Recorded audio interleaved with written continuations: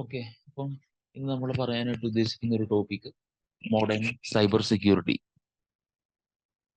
Modern cyber security എന്ന് പറയുമ്പോൾ തന്നെ നമുക്കറിയാം അതിനകത്ത് ആ, ഇതിനു മുമ്പ് ഉപയോഗിച്ചുകൊണ്ടിരുന്ന ഒരു traditional cyber security system നമുക്കുണ്ടായിരുന്നു.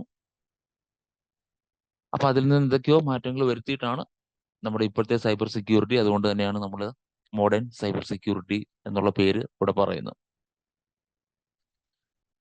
Cyber security എന്താണെന്ന് നമുക്ക് പെട്ടെന്നൊന്ന് നോക്കാം. ശരിക്കും സൈബർ സെക്യൂരിറ്റി എന്ന് പറയുന്നത് ഒരു ഒരു പ്രാക്ടീസ്, ഡെയിലി പ്രാക്ടീസ് ആണ്. എന്താണ് സൈബർ സെക്യൂരിറ്റി കൊണ്ട് ഉദ്ദേശിക്കുന്നത്? നമ്മുടെ ഡിജിറ്റൽ ഡിവൈസുകളെ, നമ്മുടെ ഡിജിറ്റൽ സർവീസുകളെ, ഡിജിറ്റൽ പ്രോഗ്രാമുകളെ ഇതെല്ലാം സൈബർ അറ്റാക്കിൽ നിന്ന് അല്ലെങ്കിൽ ഹാക്കറുടെ അറ്റാക്കിൽ നിന്ന് പ്രൊട്ടക്ട് ചെയ്യുക. അതാണ് ശരിക്കും സൈബർ സെക്യൂരിറ്റി കൊണ്ട് ഉദ്ദേശിക്കുന്നത്. അതിൽ നമ്മുടെ കമ്പ്യൂട്ടർ ഉൾപ്പെടും, ഫോണുണ്ട്, വെബ്സൈറ്റുകളുണ്ട്, പ്രോഗ്രാംസ് ഉണ്ട്, സോഫ്റ്റ്വെയർസ് ഉണ്ട്, സോഷ്യൽ മീഡിയ സൈറ്റുകളുണ്ട്, മൊബൈൽ ആപ്ലിക്കേഷൻസ് ഉണ്ട്, ക്ലൗഡ് ആപ്ലിക്കേഷൻസ് ഉണ്ട്.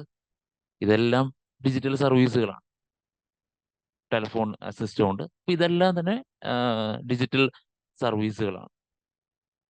ഈ ഡിജിറ്റൽ സർവീസുകളെയൊക്കെ ഒരു ഹാക്കറുടെ അറ്റാക്കിൽ നിന്ന് പ്രൊട്ടക്ട് ചെയ്യുക. ഇതാണ് ശരിക്കും സൈബർ സെക്യൂരിറ്റി കൊണ്ട് ഉദ്ദേശിക്കുന്നത്. ഇനിയും ആരാണ് സൈബർ അറ്റാക്കർ എന്ന് പറയുന്നത്? സൈബർ അറ്റാക്കർ എന്ന് പറഞ്ഞു കഴിഞ്ഞാൽ ഈ ഡിജിറ്റൽ സർവീസുകളെ അൺഓതറൈസ്ഡ് ആയിട്ട് ആക്സസ് ചെയ്യാൻ നോക്കുവോ, അതിനെന്തെങ്കിലും ഡാമേജസ് ഒക്കെ വരുത്തുവോ, അവരുടെ ഇൻഫർമേഷൻ സ്റ്റീൽ ചെയ്തുകൊണ്ട് പോവുകയൊക്കെ ചെയ്യുന്ന ആളെയാണ് നമ്മൾ സൈബർ അറ്റാക്കർ എന്ന് പറയുന്നത്. അയാളെ വിളിക്കുന്ന വേറൊരു പേരാണ് ഹാക്കർ. അപ്പൊ ഈ സൈബർ അറ്റാക്ക് നടത്തുന്നതിന്റെ മെയിൻ ആയിട്ടുള്ള ഉദ്ദേശം എന്തൊക്കെയാണ്? അവരുടെ ഒന്ന്, സെൻസിറ്റീവ് ആയിട്ടുള്ള ഇൻഫർമേഷൻസ് ആക്സസ് ചെയ്യുക, അതിനകത്ത് എന്തെങ്കിലും മോഡിഫിക്കേഷൻ വരുത്തുക, അല്ലെങ്കിൽ ആ ഇൻഫർമേഷൻ ഡിസ്ട്രോയ് ചെയ്യുക. ഇങ്ങനെയൊക്കെയുള്ള കാര്യങ്ങൾക്കാണ് സാധാരണ അറ്റാക്ക് നടത്തുന്നത്. സെൻസിറ്റീവായ ഇൻഫർമേഷൻ എന്ന് പറയുമ്പോൾ അത് ചിലപ്പോൾ ഒരു കമ്പനിയുടെ ആവാം, അല്ലെങ്കിൽ ഒരു പേഴ്സന്റെ, ഒരു യൂസറിന്റെ, അയാളുടെ പേഴ്സണൽ ഇൻഫർമേഷൻ ആവാം. ഇതൊക്കെ അൺഓതറൈസ്ഡ് ആയിട്ട് ആക്സസ് ചെയ്യുന്നു, അതിലെന്തെങ്കിലും ചേഞ്ചസ് വരുത്തുന്നു, മാനിപ്പുലേഷൻ നടത്തുന്നു. മാത്രമല്ല ആ ഇൻഫർമേഷൻ ഡിസ്ട്രോയ് ചെയ്യുന്നു, നശിപ്പിച്ച് കളയുന്നു. ഇതൊക്കെ ഒരു സൈബർ അറ്റാക്കറുടെ ഉദ്ദേശമാണ്, എയിമിൽ വരുന്ന കാര്യങ്ങളാണ്. രണ്ട്, അയാളുടെ വേറൊരു ഇന്റൻഷൻ എന്ന് പറയുന്നത് ആ, അത് ആക്സസ് അയാൾക്ക് എടുത്തു, അയാൾ അതിനകത്തുള്ള പാസ്വേഡ് ഇൻഫർമേഷനോ കാര്യങ്ങളോ എന്തെങ്കിലുമൊക്കെ മാറ്റി, അതിനകത്ത് എന്തെങ്കിലും ചെറിയ ചെറിയ മാനിപ്പുലേഷൻ വരുത്തി. എന്നാൽ അയാളുടെ ഉദ്ദേശം അത് നശിപ്പിക്കുക എന്നുള്ളതല്ല. പകരം ഇത് ആരുടെയാണോ, ആ, ഈ ഒരു സർവീസ് ആരുടെയാണോ, അല്ലെങ്കിൽ അതിന്റെ ഓണർ ആരാണ്, അല്ല ഏത് കമ്പനിയുടെയാണ്, അയാളുടെ കയ്യിൽ നിന്ന് പൈസ മേടിക്കുക, പൈസ തട്ടിയെടുക്കുക. ഇത് വെച്ചിട്ട് ബ്ലാക്ക് മെയിൽ ചെയ്ത് ഈ ഇൻഫർമേഷൻസ് എടുത്ത്, പേഴ്സണൽ ഇൻഫർമേഷനോ കമ്പനിയുടെ ഇൻഫർമേഷനോ ഒക്കെ എടുത്ത് ആ യൂസറുടെ കയ്യിൽ നിന്ന് ആ, എന്താ, പണം തട്ടിയെടുക്കുക. ഇപ്പം എക്സോട്ടിങ് മണി, അതായിരിക്കും അയാളുടെ വേറൊരു ഉദ്ദേശം. ഇനിയും ഇത് രണ്ടും അല്ലാതെ വേറൊന്നെന്ന് പറഞ്ഞാൽ ഒരു ബിസിനസ് പ്രോസസ്സ് അല്ലെ ബിസിനസ് കണ്ടിന്യൂറ്റി അത് ഇന്ററപ്റ്റ് ചെയ്യുക. എന്ന് പറഞ്ഞാൽ നോർമൽ ബിസിനസ് പ്രോസസ്സ് നടക്കുന്നു, അത് വലിയൊരു കമ്പനി ആണെങ്കിൽ അത് വലിയ ലാഭത്തിലേക്ക് പോകുന്നു.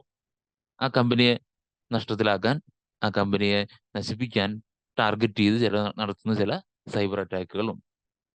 അങ്ങനെ പല ഇന്റൻഷനാണ് ഒരു സൈബർ അറ്റാക്കർക്ക് ഉള്ളത്. ഇനി സൈബർ അറ്റാക്കിനെ തന്നെ വിളിക്കുന്ന വേറൊരു പേരാണ് എന്തെന്ന് പറയുന്നത്, ഹാക്കിംഗ് എന്ന് പറയുന്നത്. എന്താണ് ഹാക്കിംഗ് എന്ന് പറഞ്ഞു കഴിഞ്ഞാൽ?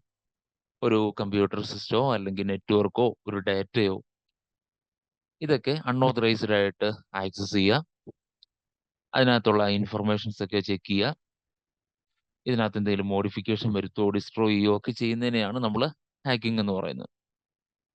ഇപ്പൊ നമ്മുടെ കമ്പ്യൂട്ടർ, മൊബൈൽ ഫോൺ, നമ്മൾ ഉപയോഗിക്കുന്ന പ്രോഗ്രാം, ആപ്ലിക്കേഷൻസ്, സർവീസസ്, ഇതെല്ലാം തന്നെ മറ്റൊരാൾ നമ്മുടെ പെർമിഷൻ ഇല്ലാതെ ആക്സസ് ചെയ്ത് അതിനകത്തുള്ള ഇൻഫർമേഷൻസ് ഒക്കെ റീഡ് ചെയ്ത് ഇതിനകത്ത് എന്തെങ്കിലും മോഡിഫിക്കേഷൻസ് ഒക്കെ വരുത്തി നമുക്ക് വളരെ അത്യാവശ്യമായിട്ടുള്ള ഇൻഫർമേഷനൊക്കെ ഡിലീറ്റ് ചെയ്ത് കളയുന്ന ഒരു പരിപാടിയെ നമുക്ക് ചുരുക്കത്തിൽ എന്തെന്ന് വിളിക്കാം, ഹാക്കിംഗ് എന്ന് വിളിക്കാം. അപ്പം ഹാക്കിംഗ് നടത്തുന്നത് എങ്ങനെയാണ്? വെറുതെ ഒരാൾക്ക് നമ്മുടെ ഡിവൈസ് ഹാക്ക് ചെയ്യാനോ നമ്മുടെ സർവീസ് ഹാക്ക് ചെയ്യാനോ പ്രോഗ്രാമുകൾ ഹാക്ക് ചെയ്യാനോ ഒന്നും പറ്റത്തില്ല. പകരം അവര് ചെയ്യുന്നത്, ഏതെങ്കിലും ഒരു ഡിവൈസിനെ ഹാക്ക് ചെയ്യണമെങ്കിൽ, ഒരു പ്രോഗ്രാമിനെ ഹാക്ക് ചെയ്യണമെങ്കിൽ, ഒരു വെബ്സൈറ്റ് ഹാക്ക് ചെയ്യണമെങ്കിൽ അവരാദ്യം നോക്കുന്നത് ആ ഡിവൈസിനകത്ത് എന്തെങ്കിലും വീക്ക്നെസ് ഉണ്ടോ, വൾണറബിലിറ്റി ഉണ്ടോ എന്നായിരിക്കും ചെക്ക് ചെയ്യുക. എന്താണ് വൾണറബിലിറ്റി അല്ലെങ്കിൽ വീക്ക്നെസ് എന്ന് നമ്മൾ ഉദ്ദേശിക്കുന്നത്? അത് മാനുഫാക്ചർ ചെയ്ത സമയത്ത്, അത് അതിനകത്ത് പ്രോഗ്രാം ഇൻസ്റ്റാൾ ചെയ്യുന്ന സമയത്ത്, അത് കോൺഫിഗർ ചെയ്ത സമയത്ത് എന്തെങ്കിലും മിസ്റ്റേക്സുകൾ അല്ലെങ്കിൽ അവർ ഉപയോഗിക്കുന്നതിൽ എന്തെങ്കിലും പിഴവുകളുണ്ടോ എന്ന് നോക്കി, എന്തെങ്കിലും ലൂപ്പ് ഹോൾ ഉണ്ടോ എന്ന് നോക്കി, ആ ഒരു ലൂപ്പ് ഹോളിലൂടെ ആയിരിക്കും, അല്ലെ ആ ലൂപ്പ് ഹോൾ ഉപയോഗിച്ചിട്ട്, ആ ലൂപ്പ് പോയിന്റ് ഉപയോഗിച്ചിട്ടായിരിക്കും ഈ ഒരു ഹാക്കർ അറ്റാക്ക് ചെയ്യുന്നത്. അപ്പം പ്രോഗ്രാംസ്, സർവീസസ്, സോഫ്റ്റ്വെയർസ്, ഡിവൈസസ്, ഇതെല്ലാം തന്നെ ഹാക്ക് ചെയ്തപ്പെടാൻ സാധ്യതയുണ്ട്, നമ്മൾ കൃത്യമായിട്ട് അത് ഉപയോഗിക്കേണ്ടതുപോലെ ഉപയോഗിച്ചില്ല എങ്കിൽ. അപ്പൊ നമ്മൾ സെക്യൂരിറ്റി കൊടുക്കേണ്ട സൈഡുകളിലെല്ലാം കൃത്യമായിട്ട് സെക്യൂരിറ്റി കൊടുക്കുക. പിന്നെ എന്താണ് വളരെ കെയർലെസ് ആയിട്ട് നമുക്ക് ഉപയോഗിക്കാതിരിക്കുക. ഇപ്പം ഫോൺ ആണെങ്കിലും അതുപോലെ തന്നെ കമ്പ്യൂട്ടർ ആണെങ്കിലും നമ്മുടെ നെറ്റ്വർക്ക് ഡിവൈസസ് ആണെങ്കിലും സെർവേഴ്സ് ആണെങ്കിലും നമ്മുടെ സോഷ്യൽ മീഡിയ ആപ്ലിക്കേഷൻസ്, സൈറ്റുകൾ, ഇതെല്ലാം തന്നെ നമ്മൾ വളരെ സെക്യൂർ ആയിട്ട് ഉപയോഗിച്ചില്ല എന്നുണ്ടെങ്കിൽ, അതിനകത്ത് എന്തെങ്കിലും സെക്യൂരിറ്റി ഫോൾട്ട് നമ്മൾ വരുത്തി കഴിഞ്ഞു കഴിഞ്ഞാൽ അതൊരു ഹാക്കർക്ക് അതൊരു വൾണറബിലിറ്റി ആയിരിക്കും.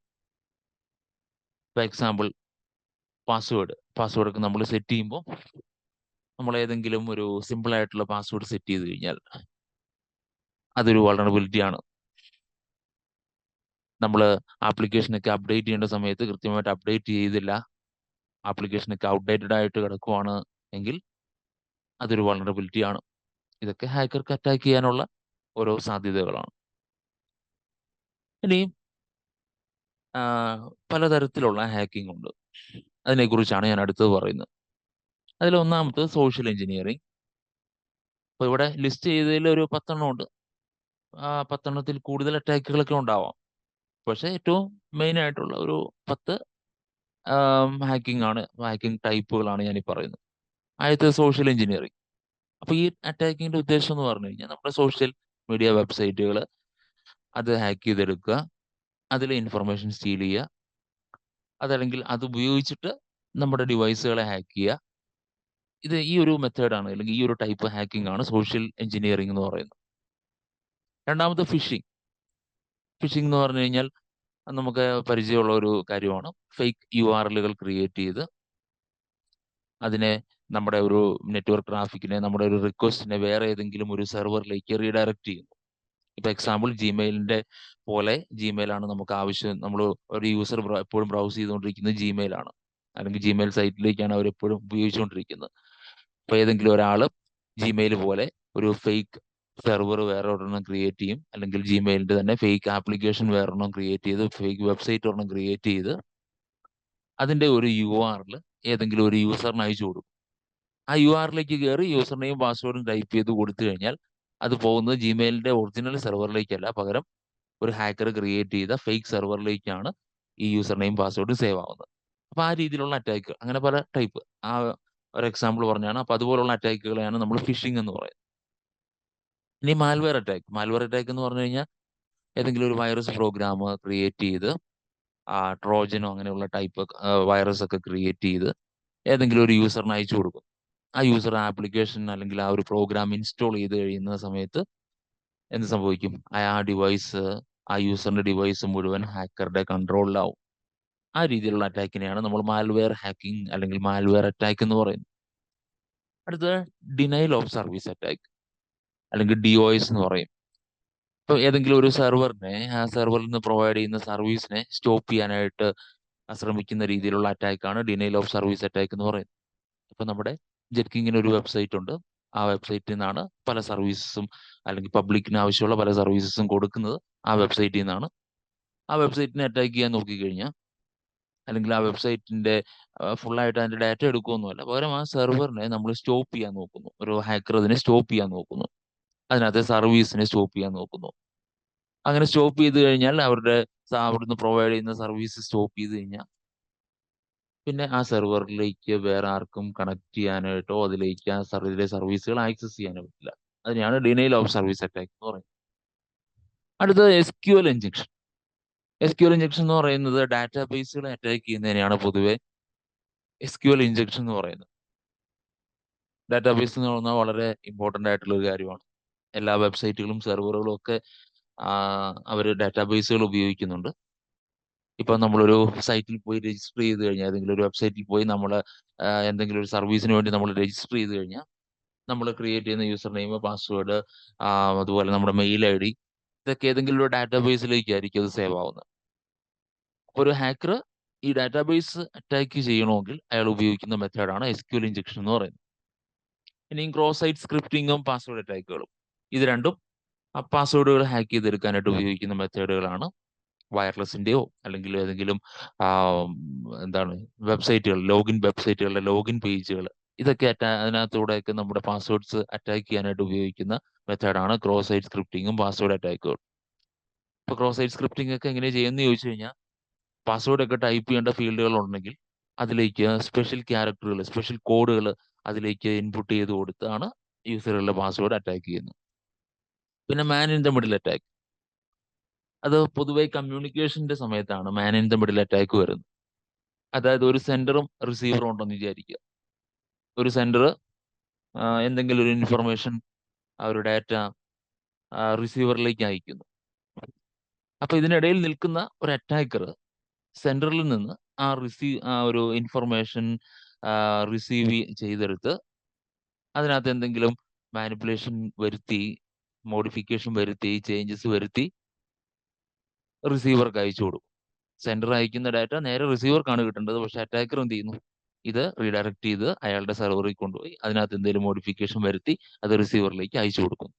അപ്പൊ അതാണ് man in the middle attack അല്ലെങ്കിൽ MITM അറ്റാക്ക് എന്ന് പറയുന്നത്. പിന്നെ ഫിസിക്കൽ ആക്സസ് അറ്റാക്സ് ഉണ്ട്. ഇപ്പൊ എക്സാമ്പിൾ ഫിസിക്കൽ സെക്യൂരിറ്റി ബ്രേക്ക് ചെയ്യുന്ന അറ്റാക്കുകളാണ്. അത് ഇപ്പം എന്താണ്, സെക്യൂരിറ്റി ക്യാമറകളോ പഞ്ചിങ് മെഷീനുകളോ അതുപോലെ തന്നെ വേറെന്താണ് അതുപോലുള്ള ബോഡി ഡിറ്റക്ഷൻ സർവീസ്, അപ്പൊ അങ്ങനെ എന്തെങ്കിലുമൊക്കെ ഉണ്ടെങ്കിൽ അതിനെയൊക്കെ അറ്റാക്ക് ചെയ്യുന്ന മെത്തേഡിനെയാണ് ഫിസിക്കൽ ആക്സസ് അറ്റാക്സ് എന്ന് പറയുന്നത്. ഫിസിക്കലി ഇപ്പൊ എക്സാമ്പിൾ കമ്പ്യൂട്ടർ ഡിവൈസുകൾ കട്ടെടുത്തുകൊണ്ട് പോവുക, സെർവറുകൾക്ക് ഡാമേജ് ഉണ്ടാക്കുക, അത് ഫിസിക്കലി തന്നെ ഡാമേജ് ഉണ്ടാക്കുക, നശിപ്പിക്കുക. അപ്പൊ അതൊക്കെയാണ് നമ്മൾ ഫിസിക്കൽ ആക്സസ് അറ്റാക്സ് എന്ന് പറയുന്നത്. പിന്നെ ക്ലൗഡ് അറ്റാക്സ്, ഇപ്പം ഏറ്റവും പുതുതായിട്ട് നമ്മൾ അറിഞ്ഞിരിക്കേണ്ട, ഏറ്റവും കൂടുതൽ സാധ്യതയുള്ള, ഏറ്റവും കൂടുതൽ നടക്കുന്ന ഒരു അറ്റാക്കാണ് എന്തെന്ന് പറയുന്നത് ക്ലൗഡ് അറ്റാക്സ്. അപ്പം ക്ലൗഡ് സർവീസുകളെ അറ്റാക്ക് ചെയ്യുക, അതാണ് ക്ലൗഡ് അറ്റാക്സ്. ഇതാണ് പൊതുവേ നമ്മൾ പറയപ്പെടുന്ന ഹാക്കിംഗ് ടൈപ്പുകൾ. ഇനിയും ആരാണ് ഹാക്കേഴ്സ് എന്ന് നമ്മൾ പറഞ്ഞു കഴിഞ്ഞു. ഇനി എത്ര ടൈപ്പ് ഹാക്കർമാരുണ്ട്, എത്ര ടൈപ്പ് ഹാക്കേഴ്സ് ഉണ്ട്, അതാണ് നമ്മൾ അടുത്ത് പറയാൻ പോകുന്നത്. ഹാക്കേഴ്സിനെ നമുക്ക് പല കാറ്റഗറി ആയിട്ട് തിരിക്കാം. ബ്ലാക്ക് ഹാറ്റ്, ഗ്രേ, വൈറ്റ്, പിന്നെ അതുപോലെ സ്ക്രിപ്റ്റ്, അതുപോലെ സ്റ്റേറ്റ് സ്പോൺസേഡ് ഹാക്കർ, ആക്ടിവിസ്റ്റ്, അങ്ങനെ പല കാറ്റഗറികളുണ്ട്. അതിൽ ബ്ലാക്ക് ഹാറ്റ് ഹാക്കർ എന്ന് പറഞ്ഞു കഴിഞ്ഞാൽ ആ ഹാക്കറുടെ ഉദ്ദേശം ഏതെങ്കിലും ഒരു ഡിവൈസ് നശിപ്പിക്കുക, അല്ലെങ്കിൽ ഒരു സർവീസ് നശിപ്പിക്കുക, ഒരു സെർവർ അതിനകത്തുള്ള ഇൻഫർമേഷൻ മുഴുവനും അയാൾ കട്ടെടുത്തുകൊണ്ട് പോവുക, പാസ്വേഡ്സ് ഹാക്ക് ചെയ്തെടുക്കുക, അതല്ലെങ്കിൽ എന്താണ് പൈസ തട്ടിയെടുക്കുക. അപ്പൊ ഇങ്ങനെയുള്ള മണി സ്റ്റീലിംഗ്, അതുപോലെ തന്നെ എന്താണ് ഏതെങ്കിലും ഒരു ഡിവൈസുകളെ ഡിസ്ട്രോയ് ചെയ്യുക. അപ്പൊ ഇങ്ങനെയുള്ള ഇന്റൻഷൻ വെച്ചുകൊണ്ട് ഹാക്ക് ചെയ്യുന്നവരെയാണ് നമ്മൾ ബ്ലാക്ക് ഹാറ്റ് ഹാക്കേഴ്സ് എന്ന് പറയുന്നത്. എന്നാൽ രണ്ടാമതൊരു ടൈപ്പ് ഹാക്കർ ഉണ്ട്, അതാണ് വൈറ്റ് ഹാറ്റ് ഹാക്കർ എന്ന് പറയുന്നത്. അവർക്ക് അവരുടെ ഉദ്ദേശം എന്ന് പറഞ്ഞു കഴിഞ്ഞിട്ടുണ്ടെങ്കിൽ അവരുടെ ഇന്റൻഷൻ എന്ന് പറയുന്നത് നല്ലതായിരിക്കും. കാരണം ഒരു ഡിവൈസ് സെക്യൂർ ആണോ, ഒരു സർവീസ് സെക്യൂർ ആണോ, ഒരു വെബ്സൈറ്റ് സെക്യൂർ ആണോ, അതിന്റെ സെക്യൂരിറ്റി ലെവല് അറിയുക, ഇങ്ങനെയുള്ള കാര്യങ്ങൾക്ക് വേണ്ടി, നല്ല പർപ്പസുകൾക്ക് വേണ്ടി ഹാക്കിംഗ് നടത്തുന്ന ആൾക്കാരെയാണ് വൈറ്റ് ഹാറ്റ് ഹാക്കേഴ്സ് എന്ന് പറയുന്നത്. അവരൊരിക്കലും ഒരു ഡിവൈസിനെ ഡിസ്ട്രോയ് ചെയ്യാനോ മണി സ്റ്റീലിങ്ങിനോ അല്ലെങ്കിൽ എന്താ പറയണ്ടേ പാസ്വേഡ്സ് കട്ടെടുക്കാനായിട്ടോ ഒന്നും ആയിരിക്കില്ല അവർ ഹാക്ക് ചെയ്യുന്നത്. അവരെപ്പോഴും ഹാക്ക് ചെയ്യുന്നത് ഒരു ഡിവൈസിന്റെ സെക്യൂരിറ്റി എത്രത്തോളം ഉണ്ട്, ഒരു നെറ്റ്വർക്കിന്റെ സെക്യൂരിറ്റി എത്രത്തോളം ഉണ്ട് എന്ന് അറിയാനായിട്ട്, അതിനകത്ത് എന്തെങ്കിലും വളറബിലിറ്റി ഉണ്ടോ, വീക്ക്നെസ് ഉണ്ടോ, ലൂപ്പ് ഹോൾ ഉണ്ടോ എന്നൊക്കെ അറിഞ്ഞ് അതൊക്കെ സോൾവ് ചെയ്യാനായിട്ടുള്ള കാര്യങ്ങൾ നോക്കാൻ വേണ്ടി നടത്തുന്ന ഒരു ഹാക്കേഴ്സ് ആണ്. അങ്ങനെയുള്ള കാര്യങ്ങൾക്ക് വേണ്ടി നടത്തുന്ന ഹാക്കിംഗ് നടത്തുന്ന ആൾക്കാരെയാണ് നമ്മൾ വൈറ്റ് ഹാറ്റ് ഹാക്കേഴ്സ് എന്ന് പറയുന്നത്. ഇനിയും ഇതിന്റെ രണ്ടിന്റെയും ഒരു ഇടയിൽ നിൽക്കുന്ന ആളുകളാണ് ഗ്രേ ഹാറ്റ്.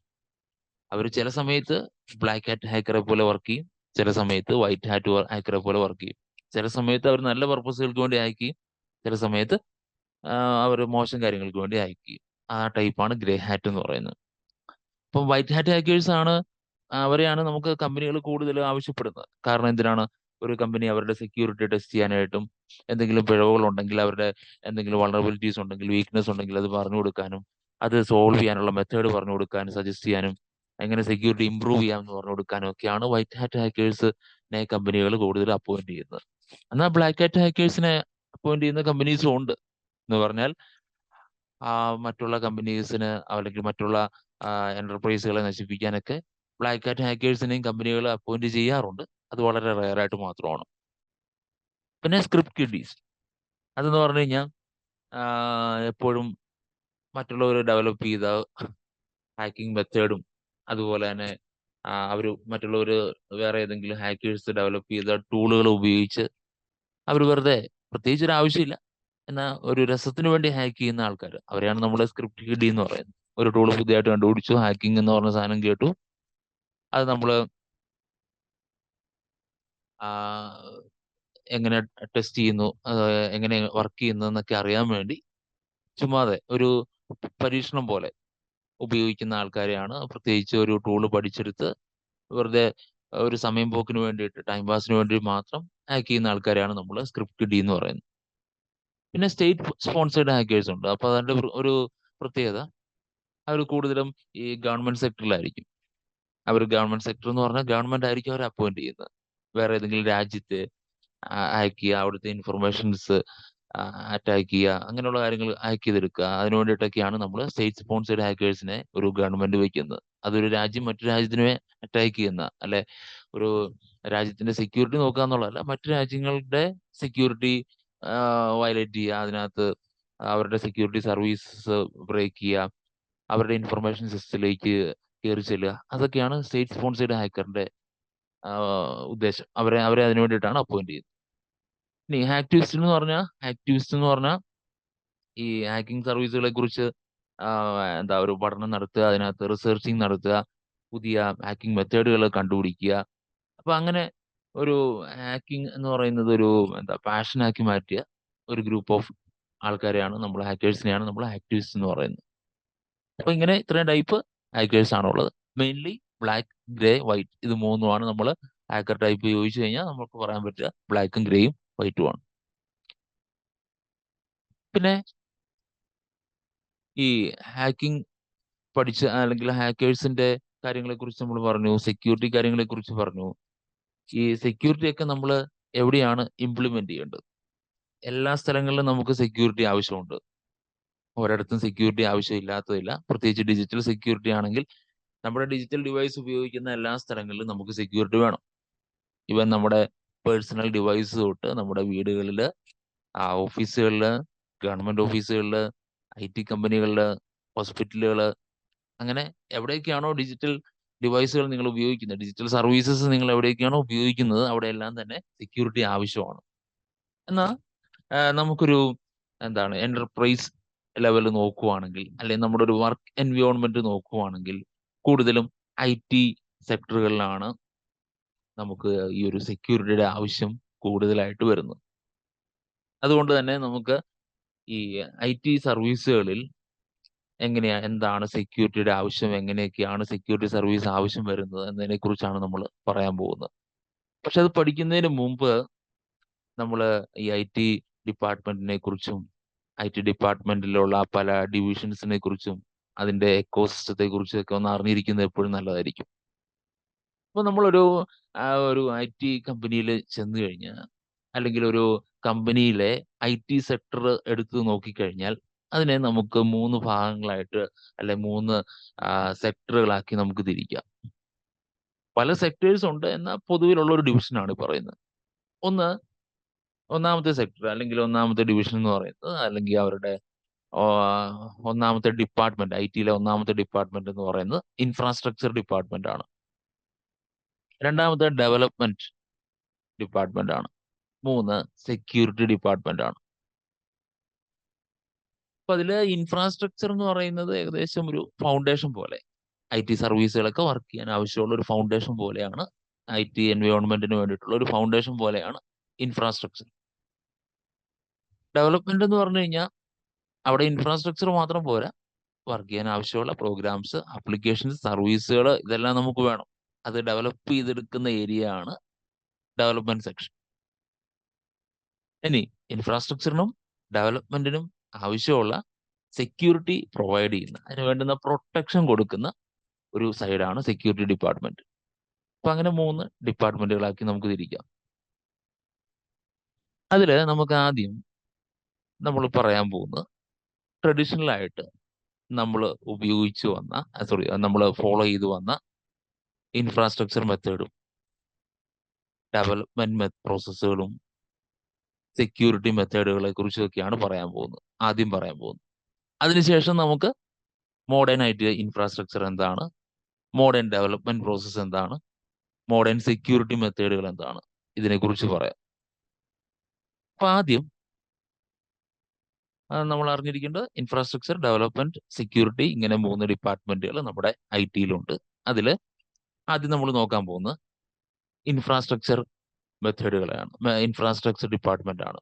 പണ്ട് മുതലേ നമ്മൾ ഉപയോഗിച്ചുകൊണ്ട് വന്ന ആ ഒരു IT ഇൻഫ്രാസ്ട്രക്ചർ ഡിപ്പാർട്ട്മെന്റ് എന്താണ്. പേര് പോലെ തന്നെ ഇൻഫ്രാസ്ട്രക്ചർ എന്ന് പറഞ്ഞു കഴിഞ്ഞാൽ നമുക്ക് വർക്ക് ചെയ്യാൻ ആവശ്യമുള്ള ബേസിക് പ്ലാറ്റ്ഫോം എല്ലാം സെറ്റ് ചെയ്ത് തരുന്ന ഒരു ഡിപ്പാർട്ട്മെന്റ് ആണ് ഇൻഫ്ര.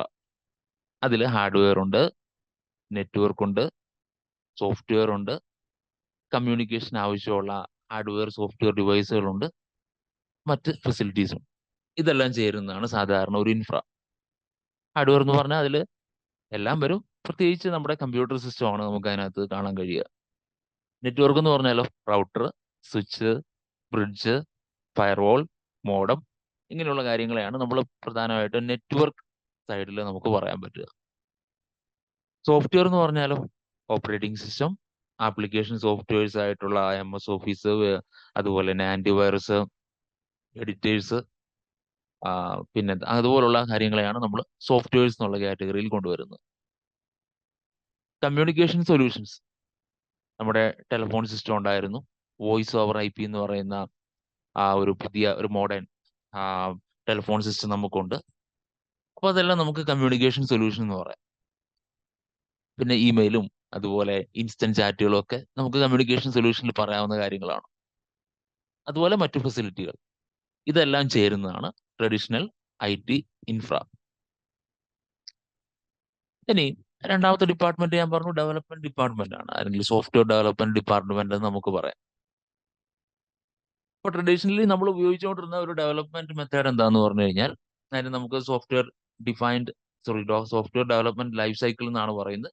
SDLC എന്ന് പറയുന്നൊരു മെത്തേഡാണ് നമ്മൾ പണ്ട് ഉപയോഗിച്ചുകൊണ്ടിരുന്നത്. അവിടെ ഡെവലപ്മെന്റിന് വേണ്ടിയിട്ട് നടത്തിക്കൊണ്ടിരുന്ന കുറെ കാര്യങ്ങളാണ്. അതൊരു ലൈഫ് സൈക്കിൾ പോലെ നമ്മൾ പറയുവാണെങ്കിൽ, ഒരു സോഫ്റ്റ്വെയർ ഡെവലപ്മെന്റ് നടത്തണമെങ്കിൽ, ഒരു ആപ്ലിക്കേഷൻ ഡെവലപ്പ് ചെയ്യണമെങ്കിൽ, ഒരു പ്രോഗ്രാം ഡെവലപ്പ് ചെയ്യണമെങ്കിൽ ഏറ്റവും ആദ്യം അതിനൊരു വ്യക്തമായിട്ടുള്ള പ്ലാനിങ് വേണം. പ്ലാൻ ചെയ്ത് കുറെ കുറച്ച് കൺക്ലൂഷനിലേക്ക് എത്തിക്കഴിഞ്ഞു കഴിഞ്ഞാൽ അതിന് എന്തൊക്കെ റിസോഴ്സുകൾ ആവശ്യമുണ്ട് അതെല്ലാം ഡിഫൈൻ ചെയ്യുന്ന ഒരു പരിപാടിയുണ്ട്. അത് കഴിഞ്ഞ് ഈ കാര്യങ്ങളൊക്കെ വെച്ചിട്ട് അവർ കൃത്യമായിട്ടുള്ള ഒരു സോഫ്റ്റ്വെയർ ആർക്കിടെക്ചർ അവർ ഡിസൈൻ ചെയ്യണം. ആ ഡിസൈൻ അനുസരിച്ച് അവർ പ്രോഗ്രാമുകൾ കോഡ് ചെയ്ത് ബിൽഡ് ചെയ്യണം. ബിൽഡ് ചെയ്ത് കഴിഞ്ഞ് അതിന്റെ സെക്യൂരിറ്റിയും ബാക്കി കാര്യങ്ങളൊക്കെ ടെസ്റ്റ് ചെയ്ത് സെക്യൂർ ആണെന്ന് ഉറപ്പുവരുത്തണം.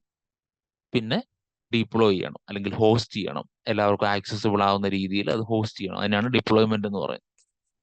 അപ്പൊ ഇങ്ങനെ ഒരു ലൈഫ് സൈക്കിളാണ് സാധാരണ സോഫ്റ്റ്വെയർ ഡെവലപ്മെന്റിനുള്ളത്: planning, defining, designing, building, testing and deployment. അപ്പം ഇതാണ് ഒരു സോഫ്റ്റ്വെയർ ഡെവലപ്മെന്റ് പ്രോസസ്. ഇപ്പൊ ഇൻഫ്ര എന്താണെന്ന് നമുക്ക് മനസ്സിലായി. ഇൻഫ്ര എന്ന് പറയുന്നത് എല്ലാ ഫെസിലിറ്റി എത്തിച്ചു കൊടുക്കുന്നു. ആ ഫെസിലിറ്റിയിൽ നിന്നുകൊണ്ട് അവർ അവരുടെ ആപ്ലിക്കേഷനും പ്രോഗ്രാമും മറ്റു കാര്യങ്ങളും ഒക്കെ ഡെവലപ്പ് ചെയ്യുന്നു. മൂന്നാമത്തെ ഡിപ്പാർട്ട്മെന്റ് ആണ് സെക്യൂരിറ്റി ഡിപ്പാർട്ട്മെന്റ്. അപ്പം സെക്യൂരിറ്റി കൊടുക്കുക എന്ന് പറഞ്ഞാൽ ആർക്ക് സെക്യൂരിറ്റി കൊടുക്കണം? ഇൻഫ്രയ്ക്കും കൊടുക്കണം. അതുപോലെ തന്നെ ഡെവലപ്മെന്റ് ഡിപ്പാർട്ട്മെന്റിന് ഒരു സെക്യൂരിറ്റി കൊടുക്കണം. നെറ്റ്വർക്ക് അതിന് സെക്യൂരിറ്റി വേണം, ഫിസിക്കൽ സെക്യൂരിറ്റി വേണം, സ്റ്റോറേജുകൾക്ക് സെക്യൂരിറ്റി വേണം, ഇന്റർനെറ്റ് സെക്യൂരിറ്റി വേണം, ആപ്ലിക്കേഷനുകൾക്ക് സെക്യൂരിറ്റി വേണം, ആക്സസ് മാനേജ്മെന്റ് വേണം, എന്ന് പറഞ്ഞാൽ ആക്സസ് കൺട്രോൾ വേണം. അപ്പൊ ഇങ്ങനെ എന്തൊക്കെയാണ് ഇൻഫ്രയിൽ ഉണ്ടായിരുന്നത്, അവർക്കാണ് കൂടുതലും സെക്യൂരിറ്റിയുടെ ആവശ്യം വരുന്നത്. പിന്നെ പ്രോഗ്രാമുകൾക്ക് ഉള്ള സെക്യൂരിറ്റിയാണ് നമ്മൾ ആപ്ലിക്കേഷൻ സെക്യൂരിറ്റി എന്നും സ്റ്റോറേജ് സെക്യൂരിറ്റി എന്നൊക്കെ പറഞ്ഞുകൊണ്ടിരുന്നത്. അപ്പൊ ഇൻഫ്രയ്ക്കും അതുപോലെ തന്നെ ഡെവലപ്മെന്റ് ഡിപ്പാർട്ട്മെന്റിനും ആണ് പൊതുവെ നമ്മൾ പണ്ട് സെക്യൂരിറ്റി കൊടുത്തുകൊണ്ടിരുന്നത്. അതാണ് ട്രഡീഷണൽ സെക്യൂരിറ്റി മെത്തേഡ്. എന്നാൽ നമ്മൾ പുതിയ മോഡേൺ IT ഇൻഫ്രാസ്ട്രക്ചറിലേക്ക് വരുമ്പോൾ പഴയ ഇൻഫ്രയൊക്കെ നമ്മൾ ഉപയോഗിക്കുന്നുണ്ട്, ഇപ്പോഴും ഒന്നും കളഞ്ഞിട്ടില്ല. ഹാർഡ്വെയർ ആയിട്ടുള്ള കമ്പ്യൂട്ടേഴ്സും ലാപ്ടോപ്പും അങ്ങനെയുള്ള കാര്യങ്ങളൊക്കെ നമ്മൾ ഉപയോഗിക്കുന്നുണ്ട്. നെറ്റ്വർക്കിംഗ് ഡിവൈസ് ആയിട്ടുള്ള റൗട്ടറും സ്വിച്ചും കാര്യങ്ങളൊക്കെ ഉപയോഗിക്കുന്നുണ്ട്. സോഫ്റ്റ്വെയറും ഓപ്പറേറ്റിംഗ്സ് എല്ലാ കാര്യങ്ങളും നമ്മൾ ഉപയോഗിക്കുന്നു. പക്ഷെ ഇതിന്റെയൊക്കെ പ്ലാറ്റ്ഫോമിൽ ചെറിയ മാറ്റം വന്നു. ഇപ്പം ട്രഡീഷണൽ ആയിട്ടുള്ള ആ മെത്തേഡിൽ നിന്നൊക്കെ മാറി പല സർവീസുകളും പല പ്രോഗ്രാമുകളും ഓപ്പറേറ്റിംഗ് സിസ്റ്റവും കാര്യങ്ങളൊക്കെ റൺ ആവുന്നത് ഇപ്പൊ ക്ലൗഡ് കമ്പ്യൂട്ടിങ്ങിലാണ്. അവിടെ ക്ലൗഡ് കമ്പ്യൂട്ടിങ്ങിൽ ആപ്ലിക്കേഷനും കാര്യങ്ങളൊക്കെ ഡെവലപ്പ് ചെയ്യാനായിട്ടും അല്ലെങ്കിൽ പ്ലാറ്റ്ഫോം ഉണ്ടാക്കാനും പ്ലാറ്റ്ഫോം ക്രിയേറ്റ് ചെയ്യാനും ഒക്കെ നമ്മൾ ഉപയോഗിക്കുന്ന ഒരു മെത്തേഡാണ് വെർച്വലൈസേഷൻ. ക്ലൗഡ് കമ്പ്യൂട്ടിങ്ങും വെർച്വലൈസേഷനും ഒക്കെ തരാൻ പറ്റുന്ന ഒരു ഡാറ്റാ സെന്റർ ആണ് HCI. പിന്നെ സോഫ്റ്റ്വെയർ ഡിഫൈൻഡ് നെറ്റ്വർക്ക്, റൗട്ടറോ സ്വിച്ചോ അങ്ങനെയുള്ള ഡിവൈസുകളൊക്കെ നമ്മൾ ഒരുപാടെടുത്ത് ഉപയോഗിക്കുന്നതിന് പകരം ആ ഡിവൈസുകളെയൊക്കെ എണ്ണം കുറച്ച് കുറച്ച് ഡിവൈസസ് വെച്ചിട്ട് നമുക്ക് കൂടുതൽ വലിയ നെറ്റ്വർക്കുകൾ മാനേജ് ചെയ്യാനും ആ ഡിവൈസുകളുടെ വർക്കിങ്ങും കോൺഫിഗറേഷനും ഒക്കെ ഓട്ടോമാറ്റിക് ആക്കാനും ഒക്കെ നമ്മൾ കൊണ്ടുവന്ന പുതിയൊരു മെത്തഡോളജിയാണ് SDN എന്ന് പറയുന്നത്. അപ്പൊ ഇതുപോലെ cloud computing, virtualization, HCI, SDN ഇതുപോലുള്ള പുതിയ ഇൻഫ്രാസ്ട്രക്ചർ ടെക്നോളജീസ് ആണ് നമ്മളിപ്പോൾ ഉപയോഗിച്ചുകൊണ്ടിരിക്കുന്നത്. പഴയ ടെക്നോളജി ഒന്നും എല്ലാം ഒന്നും എടുത്ത് കളഞ്ഞിട്ടില്ല, പലതും ഇപ്പോഴും ഉപയോഗിക്കുന്നുണ്ട്. എന്നാൽ ഭാവിയിൽ പല ടെക്നോളജീസും പല ഇൻഫ്രാ സർവീസസും മാറി അതെന്തിലേക്ക് മാറും? ഈ മോഡേൺ IT ഇൻഫ്രയിലേക്ക് മാറും. ഇനി ഡെവലപ്മെന്റ് പ്രോസസ്സിൽ എന്താണ് മാറ്റം വന്നത്? അവിടുത്തെ പല കാര്യങ്ങളും ഇവിടെ നടക്കുന്നുണ്ട്. പ്ലാനിങ് ഉണ്ട്, അതുപോലെ തന്നെ ഡിഫൈനിങ് ഉണ്ട്, അതുപോലെ തന്നെ ഡിസൈൻ ഉണ്ട്, ആം, പിന്നെ ഡെവലപ്മെന്റ് ഉണ്ട്, ടെസ്റ്റിംഗ് ഉണ്ട്, ഡിപ്ലോയ്മെന്റ് ഉണ്ട്, എല്ലാം ഉണ്ട്. പക്ഷെ ആ ഒരു SDLC എന്ന് പറയുന്ന ഒരു മെത്തേഡ്, ആ ഒരു ലൈഫ് സൈക്കിൾ മാറി ഇപ്പം പുതിയ ഒരു ഡെവലപ്മെന്റ് മെത്തഡോളജിയാണ് നമ്മൾ ഉപയോഗിക്കുന്നത്. അതിനെയാണ് ഡെവോപ്സ് എന്ന് പറയുന്നത്. ഡെവലപ്മെന്റ് ആൻഡ് ഓപ്പറേഷൻസ് എന്ന് പറയുന്നത്. എന്ന് പറഞ്ഞാൽ ഒരു കോഡ് ചെയ്യുക, കോഡ് ചെയ്യാനുള്ള പ്ലാൻ ഉണ്ടാക്കുക, കോഡ് ബിൽഡ് ചെയ്തെടുക്കുക, ടെസ്റ്റ് ചെയ്യുക, ഇതിനെയൊക്കെ നമുക്ക് ഡെവലപ്മെന്റ് ഏരിയയിലും അതുപോലെ ഡിപ്ലോയ് ചെയ്യുക, മോണിറ്റർ ചെയ്യുക, ആ സർവീസിനെ മാനേജ് ചെയ്യുക, ഇതിനെയൊക്കെ നമുക്ക് ഓപ്പറേഷൻ സൈഡിലേക്ക് മാറി. അപ്പൊ ഡെവലപ്മെന്റ് സൈഡും ഓപ്പറേഷൻ സൈഡും പണ്ടും രണ്ട് സെക്ടർ ആയിരുന്നു. എന്ന് പറഞ്ഞാൽ ബിൽഡ് ചെയ്യുന്നതും പ്ലാൻ ചെയ്യുന്നതും കോഡ് ചെയ്യുന്നതും ടെസ്റ്റ് ചെയ്യുന്നതൊക്കെ ഒരു സൈഡ്, ഡിപ്ലോയ് ചെയ്യുന്നതും മോണിറ്റർ ചെയ്യുന്നതും ഒക്കെ വേറൊരു സൈഡ്. അങ്ങനെ ഡെവലപ്മെന്റ് ഓപ്പറേഷൻസ് എന്ന് പറയുന്ന രണ്ട് സെക്ഷനുകളാണ് പണ്ടുണ്ടായിരുന്നത്. ഇപ്പൊ അതിനെ എല്ലാം ഒന്നിപ്പിച്ച് ഇന്റഗ്രേറ്റ് ചെയ്ത് ഒറ്റ ടെക്നോളജി ആക്കി അതിനകത്ത് ഓട്ടോമേഷൻ കൊണ്ടുവന്നു. ഒറ്റ പ്ലാറ്റ്ഫോമിൽ ഇരുന്നുകൊണ്ട് ഇതെല്ലാം ചെയ്യാനുള്ള സംവിധാനങ്ങൾ കൊണ്ടുവന്നു. അപ്പൊ അതിനെയാണ് നമ്മൾ എന്തെന്ന് പറയുന്നത്? ഡെവോപ്സ് എന്ന് പറയുന്നത്, ഡെവലപ്മെന്റ് ആൻഡ് ഓപ്പറേഷൻസ് എന്ന് പറയുന്നത്. അതാണ് ഡെവലപ്മെന്റിൽ വന്ന ഒരു വലിയ മാറ്റം. അപ്പം ഇൻഫ്രയിൽ മാറ്റങ്ങൾ വന്നു, ഇൻഫ്രയിൽ പുതിയ ടെക്നോളജീസ് വന്നു, ഡെവലപ്മെന്റ് പ്രോസസ്സ് കംപ്ലീറ്റ്ലി മാറി. പണ്ടുള്ള SDLC മെത്തേഡ് മാറി, ഇപ്പോൾ ഡെവോപ്സ് ആയി. അപ്പം ഉറപ്പായിട്ടും എന്ത് വേണം? സെക്യൂരിറ്റിയിലും മാറ്റങ്ങൾ വേണം. പണ്ട് നമ്മൾ ഉപയോഗിച്ചുകൊണ്ടിരുന്ന സെക്യൂരിറ്റി സംവിധാനങ്ങൾ, സെക്യൂരിറ്റി സിസ്റ്റം ഉപയോഗിച്ചിട്ട് ആ സെക്യൂരിറ്റി മെത്തേഡുകൾ ഉപയോഗിച്ച് ഇപ്പോഴത്തെ മോഡേൺ IT ഇൻഫ്രകൾക്കോ മോഡേൺ ഡെവലപ്മെന്റ് മെത്തേഡുകൾക്കോ നമുക്ക് സെക്യൂരിറ്റി കൊടുക്കാനായിട്ട് പറ്റത്തില്ല. കാരണം പ്ലാറ്റ്ഫോം മൊത്തത്തിലേ മാറി. പണ്ട് കമ്പ്യൂട്ടറിനകത്തും സെർവറുകൾക്കകത്തും ഒക്കെ നമ്മൾ ചെയ്തുകൊണ്ടിരുന്ന പ്രോഗ്രാംസും സർവീസും ഹോസ്റ്റിങ്ങും ഒക്കെ ഇത് ഫുള്ളി ക്ലൗഡിലേക്ക് മാറി.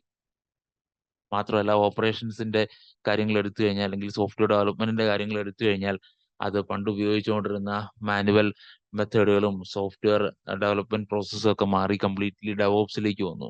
അപ്പോൾ ഡെവോപ്സിന് നമുക്ക് സെക്യൂരിറ്റി കൊടുക്കണം. പിന്നെ മൂന്നാമത്, പണ്ടൊക്കെ സെക്യൂരിറ്റി കൊടുക്കാനായിട്ട് നമ്മൾ ഉപയോഗിച്ചുകൊണ്ടിരുന്നത് മാനുവൽ സെക്യൂരിറ്റി മെത്തേഡുകളാണ്.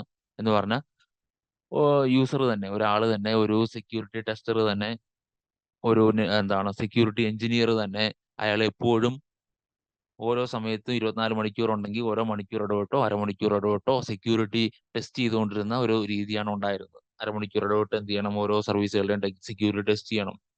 അല്ലെങ്കിൽ ഓരോ ദിവസവും ഇന്ന കാര്യങ്ങൾ ചെയ്യണമെന്ന് അയാൾക്ക് എഴുതി കൊടുത്തിട്ടുണ്ട്. അത് വെച്ചിട്ട് ഇങ്ങനെ പ്രോസസ്സ് ചെയ്തുകൊണ്ടിരുന്ന രീതിയാണ് ഉണ്ടായിരുന്നത്.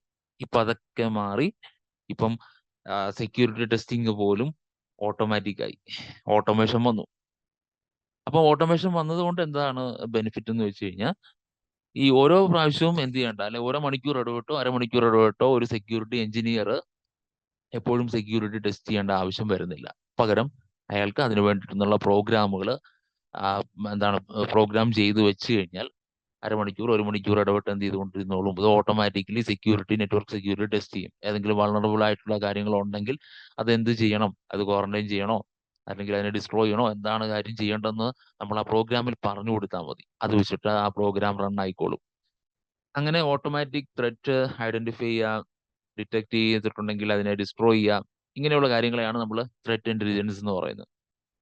അപ്പം പുതുതായിട്ട് നമുക്ക് വന്നേക്കുന്ന സെക്യൂരിറ്റി അപ്രോച്ചുകൾ: ഒന്ന് സെക്യൂരിറ്റി ഏരിയകൾ, ഒന്ന് ക്ലൗഡ്, രണ്ട് ഡെവോപ്സ്, മൂന്ന് ഒരു സെക്യൂരിറ്റി സംവിധാനം തന്നെ, സെക്യൂരിറ്റി സിസ്റ്റം തന്നെ മാറി. അത് മാനുവൽ സെക്യൂരിറ്റി ടെസ്റ്റിംഗ് മെത്തേഡിൽ നിന്ന് ഓട്ടോമാറ്റിക് സെക്യൂരിറ്റി ടെസ്റ്റിംഗ് മെത്തേഡിലേക്ക് വന്നു. അതിനെയാണ് നമ്മൾ ത്രെറ്റ് ഇന്റലിജൻസ് എന്ന് പറയുന്നത്, അല്ലെങ്കിൽ ഓട്ടോമാറ്റിക് ത്രെറ്റ് ഇന്റലിജൻസ് എന്ന് പറയുന്നത്. അപ്പം ഇങ്ങനെയുള്ള ടെക്നോളജികൾ മാറി. ഇൻഫ്ര മാറുന്നതനുസരിച്ച്, ഡെവലപ്മെന്റ് സൈഡ് മാറുന്നതനുസരിച്ച് സെക്യൂരിറ്റി അപ്ലൈ ചെയ്യുന്ന ഏരിയയിലും വ്യത്യാസമുണ്ട്. അപ്പം നമ്മൾ സാധാരണ ഒരു സെക്യൂരിറ്റി എഞ്ചിനീയർ ആവണമെങ്കിൽ എന്ത് ചെയ്യണം? പണ്ടൊക്കെ എന്ന് പറഞ്ഞു കഴിഞ്ഞാൽ CHന്റെ ഒരു കോഴ്സ് പോയി ചെയ്യുക, അല്ലെ പെനിട്രേഷൻ ടെസ്റ്റിന്റെ ഒരു കോഴ്സ് പോയി ചെയ്യുക. അപ്പൊ ഇതൊക്കെ ചെയ്തിട്ട് വെറുതെ നടക്കുന്ന ഒരുപാട് ആൾക്കാരുണ്ടാവും. അവർക്ക് പ്രത്യേകിച്ച് അത് ചെയ്തതുകൊണ്ട് യാതൊരു ഐഡിയ ഇല്ല, എന്താണെന്നുള്ള ഒരു ഐഡിയ ഇല്ല. അപ്പൊ നമ്മൾ ആദ്യം അറിയേണ്ടത് സെക്യൂരിറ്റി എവിടെയാണ് അപ്ലൈ ചെയ്യേണ്ടത്. സെക്യൂരിറ്റി അപ്ലൈ ചെയ്യേണ്ടത് എവിടെയാണെന്ന് നമ്മൾ പറഞ്ഞു കഴിഞ്ഞു. ഒന്ന് ഇൻഫ്രയിൽ അപ്ലൈ ചെയ്യണം, രണ്ട് ഡെവലപ്മെന്റ് സൈഡിൽ അപ്ലൈ ചെയ്യണം. ഇൻഫ്രയിൽ എങ്ങനെ സെക്യൂരിറ്റി അപ്ലൈ ചെയ്യണമെന്ന് അറിയണമെന്നുണ്ടെങ്കിൽ നമ്മൾ ഇൻഫ്രാസ്ട്രക്ചർ ഡിവൈസുകളെ കുറിച്ച് നല്ല നോളജ് നമുക്ക് വേണം. Hardware, network, server, switch, router, അങ്ങനെയുള്ള ടെക്നോളജികളെ കുറിച്ച്, പ്രത്യേകിച്ച് മോഡേൺ ഇൻഫ്രാസ്ട്രക്ചർ ടെക്നോളജീസ് ആയിട്ടുള്ള ക്ലൗഡിനെ കുറിച്ചൊക്കെ അറിഞ്ഞാൽ മാത്രമേ നമുക്ക് അതിനകത്ത് എങ്ങനെ സെക്യൂരിറ്റി അപ്ലൈ ചെയ്യണം എന്ന് പറയാൻ പറ്റുള്ളൂ. അപ്പം ഈ ഡിവൈസിനെ കുറിച്ചും സർവീസസിനെ കുറിച്ചും ഒക്കെ ഒരു ഐഡിയ ഇല്ലാത്ത ഒരാൾക്ക് ഒരിക്കലും സെക്യൂരിറ്റി ഇംപ്ലിമെന്റ് ചെയ്യാനായിട്ട്, അല്ലെങ്കിൽ ഒരു എന്താണ് നല്ല ഒരു സെക്യൂരിറ്റി എഞ്ചിനീയർ ആയിട്ട് മാറാനായിട്ട് പറ്റത്തില്ല.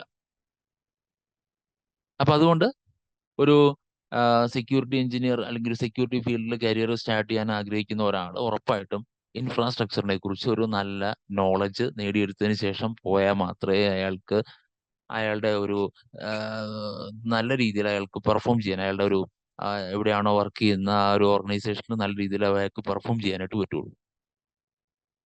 രണ്ടാമത്തെ കാര്യം, ഞാൻ പറഞ്ഞു ഇപ്പം മാനുവൽ സെക്യൂരിറ്റി ടെസ്റ്റിങ്ങോ മാനുവൽ സെക്യൂരിറ്റി ഓപ്പറേഷൻസോ ഒക്കെ വളരെ കുറവാണ്. പൊതുവെ ഓട്ടോമാറ്റിക് അല്ലെങ്കിൽ നെറ്റ്വർക്ക് ത്രെറ്റ് ഇന്റലിജൻസ് ആണ് നമ്മൾ ഉപയോഗിക്കുന്നത്.